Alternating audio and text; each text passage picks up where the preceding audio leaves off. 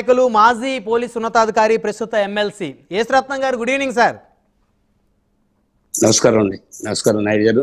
ప్యానెల్లో ఉన్న పెద్దలు శాంతి ప్రసాద్ గారికి, నారాయణ ప్రసాద్ గారికి, మరి ప్రైమ్ 9 వ్యూవర్స్ అందరికి కూడా నా నమస్కారం. సో యేసురత్నం గారు, చర్చలు జరుగుతా ఉన్నాయి, 2 రాష్ట్రాల ముఖ్యమంత్రుల చర్చలు. ఉమ్మడి ఆంధ్రప్రదేశ్ లో మీరు పోలీసు ఉన్నతాధికారిగా వ్యవహరించిన పరిస్థితి ఉంది. చాలా దగ్గర నుంచి ఉద్యమాలు చూశారు. బహుశా ఆ ఉద్యమాల్లో ఉన్నప్పుడు కూడా మీరు అధికారిగా కూడా ఉన్నారు, పోలీస్ అధికారిగా. సో మరి చాలా సంతోషం అండి. ఫస్ట్ నాయుడు గారు, చాలా గొప్ప సబ్జెక్టు, చాలా మంచి సబ్జెక్టు. 2 రాష్ట్రాలు కూడా ఇప్పుడు పెద్దలు శాంతి ప్రసాద్ గారు చెప్పారు, నరసింహ ప్రసాద్ గారు చెప్పారు. మీరు మా ముగ్గురు కూడా ఇక్కడ ఆంధ్ర సంబంధించిన ఇప్పుడు కూర్చొని ఒక మంచి పని చేశారు. ఎందుకంటే మేము కొట్టుకోకుండా ఫస్ట్ ఆఫ్ ఆల్ మరి ఈ సబ్జెక్ట్ లో నిజంగా చెప్పాలంటే మీరు అన్నట్టుగా నేను యాజ్ ఏ పోలీస్ ఆఫీసర్ గా పోలీస్ రోల్ నిర్వర్తించాను. ఆ తర్వాత చాలా షెడ్యూల్ 9, షెడ్యూల్ 10 కి సంబంధించిన మీటింగ్స్ లో కూడా అప్పుడు అధికారిగా ఈ ఆస్తి పంపకాల విషయంలో కొంత అవగాహన ఉంది. నేను చాలా మీటింగ్స్ అటెండ్ అయ్యాను. సో ఇక్కడ ఏంటంటే పెద్దలు చెప్పిన సబ్జెక్టు నేను మళ్ళీ రిపీట్ చేయటం భావ్యం కాదు. కానీ నేను ఒకటే ఏంటంటే, భగవంతుడు మరి భారతదేశం చాలా ఇన్ని రాష్ట్రాలు, ఇన్ని ప్రాంతాలు, ఇన్ని భాషలు మరి ఏ విధంగా అయితే ఉన్నాయో అదే విధంగా మన ఆంధ్ర తెలుగు రాష్ట్రాలు 2 రాష్ట్రాల్లో కూడా మరి రకరకాలైన కల్చర్స్, రకరకాలైన భాషలు, మరి ప్రాంతాలు. దీనిలో మన చెప్పుకోదగిన గొప్ప విషయం ఏంటంటే న్యాచురల్ రిసోర్సెస్ అనేవి తెలంగాణ ప్రాంతంలో కొన్ని ఇచ్చారు, ఇక్కడ ఆంధ్ర ప్రాంతంలో కొన్ని ఇచ్చారు. ఉదాహరణకి మరి తెలంగాణ ప్రాంతంలో చూసినట్టయితే కోల్ మైన్స్, మరి అదే విధంగా మైనింగ్ కానీ, తర్వాత అక్కడ ఉండే వనరులు అక్కడ ఉన్నాయి. మరి అదే విధంగా అంటే ఉదాహరణకి చెప్పుకుంటే ఇక్కడ ఆంధ్రాకి వచ్చేసరికి పెద్ద కోస్టల్ కారిడార్ ఒకటి వచ్చేసేసి మైనింగ్, తర్వాత అగ్రికల్చర్ పరంగా కూడా మంచి ఫెర్టైల్ ల్యాండ్స్ ఉండటం, ఇదంతా కూడా. సో ఇప్పుడు క్వశ్చన్ ఏంటంటే 2014లో రాష్ట్రం విడిపోయే రోజు పరిస్థితి చూసినట్టయితే నిజంగా మరి చాలా బాధాకరమైన పరిస్థితుల్లో మనం బయటికి రావాల్సిన పరిస్థితి వచ్చింది. ఏదైనా కానీ మరి ఎంతో కాలం నుంచి వాళ్ళ తెలంగాణ ప్రజల యొక్క పోరాట ఫలితం అయితేనేమి ఏదైతేనేమి సాధించగలిగారు. సాధించిన దాని మీద తెలంగాణ సోదరులు కూడా వాళ్ళు ఒప్పుకుంటారు. మరి ఒక విధంగా ఆంధ్రాకు అన్యాయం జరిగింది. ఎందుకంటే మరి స్వాతంత్రం వచ్చిన తర్వాత ఎంతో మరి అందరం కూడా సోదర భావంతో మరి అతి కొద్ది కాలం వేరే రాష్ట్ర క్యాపిటల్ వేరేదైనప్పటికీ కూడా మరి చాలా కాలం, చాలా సంవత్సరాలు మనం హైదరాబాద్ అందరికీ ఉమ్మడి రాష్ట్ర రాజధానిగా ఉంది కాబట్టి మరి ఈ రోజున మరి అక్కడ ఎన్నో మరి ప్రాజెక్టులు కానీ, అకాడమీస్ కానీ, యూనివర్సిటీస్ కానీ, ఫ్యాక్టరీస్ కానీ, మరి నేషనల్ ఇండస్ట్రీస్ కానీ, ఇంటర్నేషనల్ వ్యాపారాలు కానీ, మరి కౌన్సిల్స్ కానీ ఎన్నో అక్కడ ఏర్పాటు చేసుకోవడం జరిగింది. సరే, ఏదేమైనప్పుడు కూడా ఆ రోజు 14లో ఉన్న పరిస్థితులను బట్టి ఒక మేధావి వర్గం అంతా కూడా ఒక కమిటీగా ఏర్పడి అక్కడ ఒక పెద్ద ఎక్సర్సైజ్ చేసేసి ఆంధ్రాలో ఉన్న ఆస్తులు ఏంటి, న్యాచురల్ రిసోర్సెస్ ఏంటి, అదే తెలంగాణలో ఉన్న ఆస్తులు వివరాలు ఏంటి, అక్కడ ఉన్న న్యాచురల్ రిసోర్సెస్ ఏంటి, దాన్ని బట్టేసేసి మరి ఒక విధమైన అండర్స్టాండింగ్ వచ్చేసేసి కొన్ని తయారు చేశారు.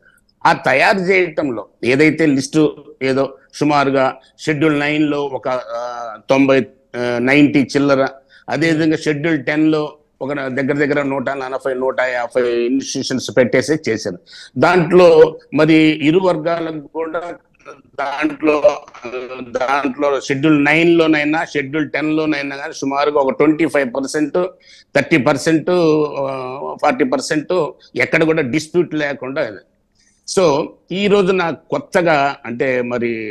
కొత్తగా లేవనెత్తిన విషయాలు చూసినట్టయితే అంటే మొండి వాదనలాగా కనిపిస్తుంది తప్ప మరి అంతకు మించి ఏం కనిపించట్లేదు అనమాట. ఎందుకంటే ఏదైతే ఉందో దాని ప్రకారం మనం నడుచుకుంటే ముందుకు పోతుంది. కానీ మరి చాలా సంతోషం ఏంటంటే ఒక పక్కన రేవంత్ రెడ్డి గారు కానీ, ఈరోజు ఒక పక్కన చంద్రబాబు నాయుడు గారిని మరి అతి కొద్ది అంటే కేవలం నెల రోజులు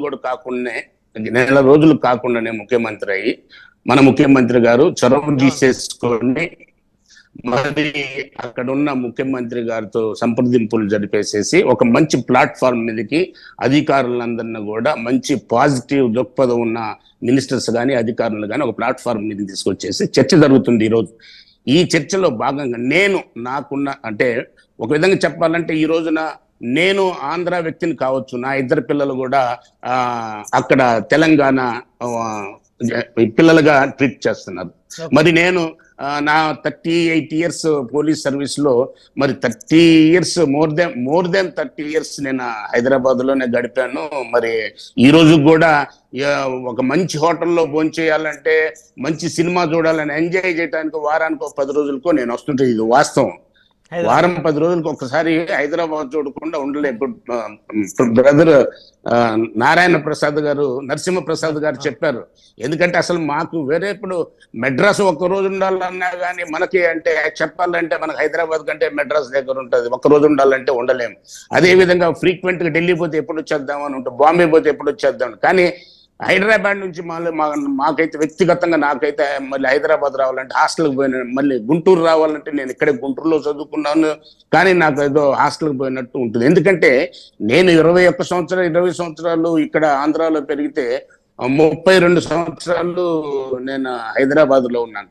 ఆ బంధాలు విడదీసుకొని రావటం అది ఇది కాదు. కానీ పరిస్థితులు ఎందుకంటే ఎప్పటికప్పుడు మారిన సందర్భంగా మరి ఇప్పుడు రేపు జరగబోయే పంపకాలు ఏదైతే డిస్ప్యూట్ ఉన్నాయో న్యాయబద్ధంగా ఎందుకంటే మొండిగా వితండవాదం చేస్తే ఏది కూడా ముందుకు పోయే అవకాశం లేదు. అవన్నీ తీసి పక్కన పెట్టేసేసి, ఎందుకంటే చాలా సంతోషకరమైన విషయం ఏంటంటే చంద్రబాబు నాయుడు గారు కానీ అదేవిధంగా రేవంత్ రెడ్డి గారు కానీ మరి ఒక మంచి సంతోషకరమైన ఇదిలో ఉన్నారు. ఎందుకంటే రేవంత్ రెడ్డి గారు చిన్న వయసులో ముఖ్యమంత్రి అయ్యారు. చంద్రబాబు నాయుడు గారు 3వ సారి ముఖ్యమంత్రి అయ్యారు. సాధారణంగా ఏంటంటే ఇందాక పెద్దలు చెప్పారు, మీరే చెప్పారు, రేవంత్ రెడ్డి గారు కేవలం తెలంగాణ మాత్రమే కన్సెంట్ కాబట్టి తెలంగాణకి ఏదో చేయాలని అనుకుంటారని. అదే చంద్రబాబు నాయుడు గారు 2 రాష్ట్రాలు ఏదైనా కానీ భారతదేశం ఫస్ట్ ఆఫ్ ఆల్ భారతదేశ పౌరులు.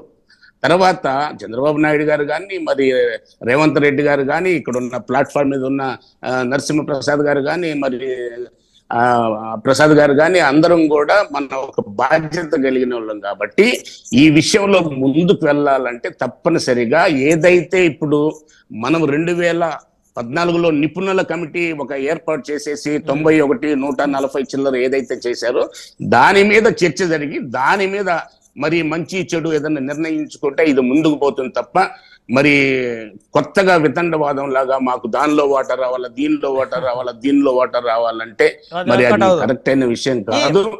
ఈ రోజు ఏసరత్న గారు మీరు వైఎస్ఆర్ కాంగ్రెస్ పార్టీ ఎమ్మెల్సీగా ఉన్నారు.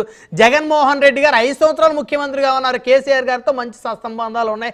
వారిద్దరూ కూడా మరి జగన్మోహన్ రెడ్డి గారు కేసీఆర్ గారు ఇంటికి వెళ్ళారు, మరి వారితో కలిసి భోజనం చేశారు. మంచి సత్సంబంధాలు ఉన్నాయి. ఎన్నికల ముందు కూడా కేసీఆర్ గారు ఆయన ఓడిపోయిన తర్వాత ఏపీ ఎలక్షన్ ఫలితాలకు ముందు కూడా నా సర్వేలో జగన్మోహన్ రెడ్డి గారు గెలుస్తారు, ప్రభుత్వం ఏర్పాటు చేస్తారని చెప్పారు. అంటే వారిద్దరి మధ్య మానసికంగా కూడా అంత మంచి అనుబంధం ఉంది. కానీ మరి వారి హయాంలో ఎందుకని ఇంత చర్చలు జరగలేదు, ఆ చర్చలు సఫలం అవ్వలేదు, ఇంకా అంశాలు ఎందుకు పెండింగ్ లో ఉన్నాయి? మరి ఇప్పుడు ఒకటే బ్రహ్మనాయుడు గారు, ఇక్కడ ఏంటంటే మనం గతంలో జరిగిన దాంట్లో ఇప్పుడు మనం చర్చ దాంట్లో నిన్న మొన్నటి వరకు కూడా 10 సంవత్సరాలు మనకి కంబైన్డ్ క్యాపిటల్ గా హైదరాబాద్ ను వాడుకుంటున్నాము. తర్వాత వారు జగన్మోహన్ రెడ్డి గారు కానీ మరి కేసీఆర్ గారు కానీ ఎప్పుడు కూడా ఈ సబ్జెక్ట్ మీద ఇంత దృష్టి పెట్టేసిన ఇది మరి నాకైతే ఐడియా లేదు. ఏదన్నా కలిస్తే సాధారణంగా మనందరిలాగానే జగన్మోహన్ రెడ్డి గారు కూడా అప్పుడు ముఖ్యమంత్రిగా ఉన్నప్పుడు కూడా హైదరాబాద్ లో వెళ్ళి ఉండొచ్చు, తర్వాత వారు ఆతిథ్యం స్వీకరించి ఉండొచ్చు, అట్లే కేసీఆర్ గారు వచ్చి ఉండొచ్చు, ఆతిథ్యం స్వీకరించవచ్చు. కానీ ఈ సబ్జెక్ట్ మీద డీటెయిల్ గా డిస్కస్ చేసిన దాఖలా నాకు గుర్తు లేదు. కాబట్టి ఇప్పుడు మనము వేరే ఆ రోజు ఏం జరిగింది అనే దానికంటే ఈ రోజు జరగబోయే దాన్ని ఏ విధంగా రెండు రాష్ట్రాల సోదరులకు మనం సోదర భావంతో ఉన్నాం. అవును. నరసింహప్రసాద్ గారు చెప్పారు, శాంతి ప్రసాద్ గారు, మనం సోదర భావంతో ఉన్నాం. ఏదైతే షెడ్యూల్ 9 షెడ్యూల్ 10 లో పొందుపరిచారో వాటిని డిస్కస్ చేయటం, తర్వాత న్యాచురల్ రిసోర్సెస్ భగవంతుడు ఇచ్చినే, అది మనం వద్దన్నా కానీ కోస్టల్ కారిడార్ తీసుకుపోయి వాళ్ళకి తెలంగాణ పెట్టలేం. అదే విధంగా అక్కడ ఉన్న బొగ్గు గనులు తీసుకొచ్చేసేసి మనం తీసుకోలేము. ఇవన్నీ కూడా సాధ్యం కాని విషయాలు. కాకపోతే ఇక్కడ ఏంటంటే మరి ఈ రోజున కేవలం చంద్రబాబు నాయుడు గారు హయాంలో, మరి రాజశేఖర్ రెడ్డి గారి హయాంలో కంబైన్డ్ స్టేట్ లో మరి అక్కడ ఐటీ ఎంత అభివృద్ధి చెందిందో మనందరికీ తెలిసిన విషయమే. ఐటీ ఎంత అభివృద్ధి చెందిందో మనందరికి తెలిసిన విషయమే.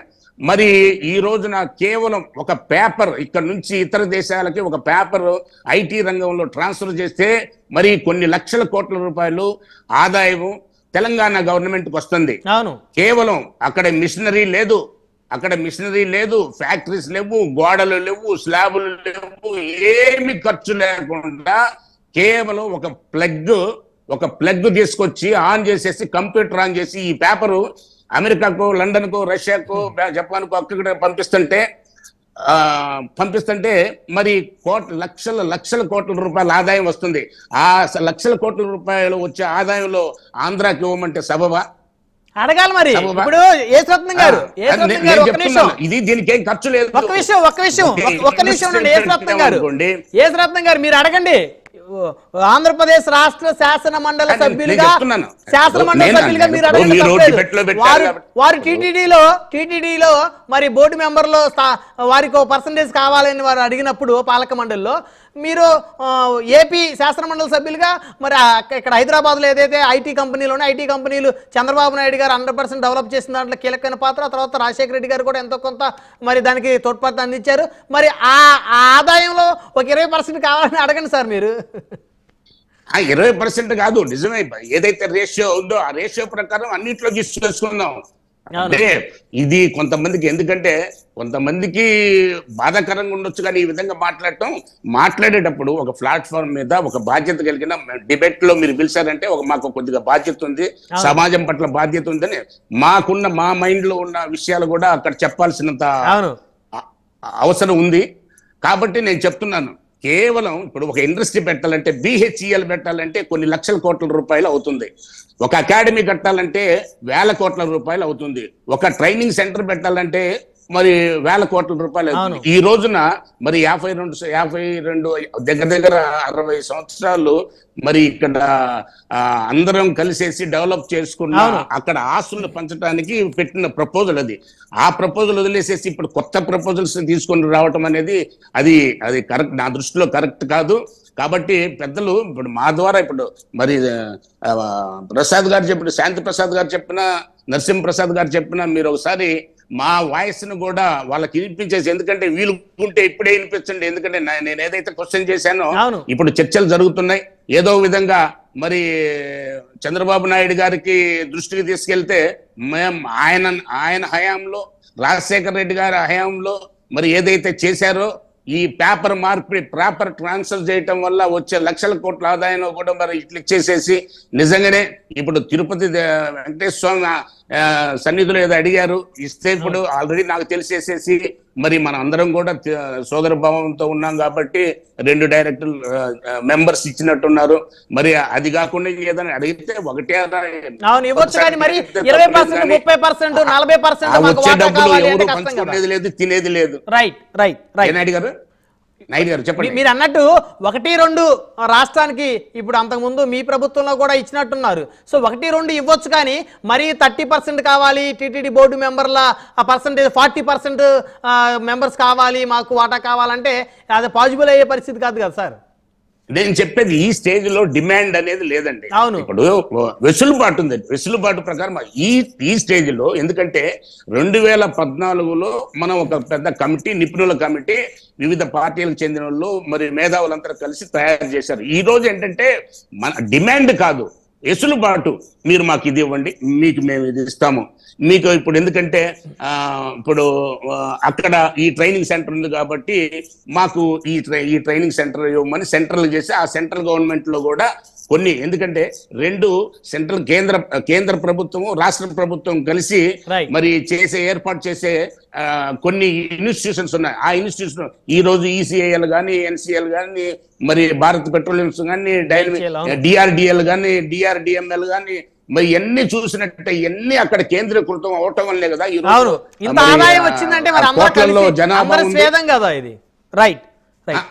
అందుకని నేను చెప్పేది ఏంటంటే ఇప్పుడు ఇది, ఎందుకంటే ఇది అందరం కలిసి నిర్మించుకున్న రాజధాని. అది ఈ రోజున పరిస్థితుల ప్రభావం వల్ల వచ్చినప్పుడు మీరు రేవంత్ రెడ్డి గారిని కూడా నేను నమస్కరించి అడిగేది ఏంటంటే ఇదంతా కూడా సామరస్యంగా పరిష్కరించుకోవడానికి ముందుకెళ్ళాలి, కానీ కొత్త డిమాండ్స్ పెట్టేసి ఇటు ఆంధ్ర నాయకులు పెట్టినా తప్పే, అటు తెలంగాణ నాయకులు పెట్టినా కానీ తప్పే.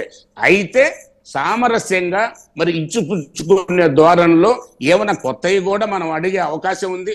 ఎందుకంటే ఇప్పుడు కోస్టల్ కారిడార్ చాలా పెద్ద కోస్టల్ కారిడార్ ఉంది కాబట్టి ఒకవేళ మనం పవర్ తయారు చేసుకోవాలంటే ఇతరుల కంటే, ఇప్పుడు తెలంగాణలో పవర్ ప్రాజెక్ట్ అంటే వాళ్ళకి బొగ్గు నిల్వలు ఉన్నాయి కాబట్టి ఈజీగా ఉంటుంది. మనకు కోస్టల్ కారిడార్ ఉంది కాబట్టి మన ఈస్ట్ నుంచి వెస్ట్ వరకు మొత్తం కూడా కోస్టల్ కారిడార్ లో ఎన్ని విద్యుత్ పరిశ్రమలు పెట్టుకున్నా కానీ మనకు పవర్ ఎక్కువ ఉంది. అలాంటిది వచ్చినప్పుడు ఏదన్నా అన్నదమ్ముల ఇచ్చిపుచ్చుకోవడం తప్పలేదు, కానీ ఆంధ్ర వారు కానీ తెలంగాణ వారు కానీ ప్రత్యేక. యేసరత్నం గారు సమయం తక్కువగా ఉంది, 1 by 1 కంక్లూజన్ తీసుకుందాం. శాంతిప్రసాద్ గారు హైదరాబాద్ లో ఉన్నటువంటి భవనాలు